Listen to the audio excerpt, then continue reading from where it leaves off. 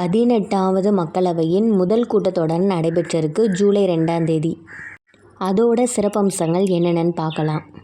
மொத்தம் 7 அமர்வு 34 மணி நேரம் கூட்டத்தொடர் நடைபெற்றிருக்கு. தற்காலிக சபாநாயகர் பத்ரு ஹரி மக்தாப் அவங்க தான் புதிய உறுப்பினர்களுக்கு பதவி பிரமாணம் செஞ்சு வச்சாங்க. அதுக்கப்புறம் சபாநாயகர் தேர்தல் குரல் வாக்கெடுப்பின் மூலம் நடைபெற்றது. அதில் ஓம் பிர்லா தான் தேர்ந்தெடுக்கப்படுறாங்க. ஓம் பிர்லா பார்த்தோம்னா பிஜேபி கட்சியோட சார்பாக தான் ஓம் பிர்லா நியமிக்கப்படுறாங்க. அவங்க தான் தேர்ந்தெடுக்கவும் படுறாங்க மறுபடி. ஃபஸ்ட்டு உரை யார் நிகழ்த்துவாங்கன்னா குடியரசுத் தலைவர் தான். 2 அவைகளின் கூட்டத்தில் குடியரசுத் தலைவர் திரௌபதி முர்மு உரையாற்றுறாங்க. எதிர்க்கட்சி தலைவர் ராகுல் காந்தி நியமிக்கப்படுறாங்க. சிறப்பம்சம் விதி 377 கீழே 41 விஷயங்கள் சொல்கிறாங்க. 73A வழிகாட்டுதலின் கீழே 3 அறிக்கைகள் தாக்கலும் செய்கிறாங்க. 338 ஆவணங்கள் தாக்கல் செய்யப்பட்டன. எக்ஸ்ட்ரா 338 ஆவணங்கள். இந்த ஆர்டிகல் 377ன்றது எதை பற்றினது பார்த்தோம்னா ஓரின சேர்க்கை ரிலேட்டடானது.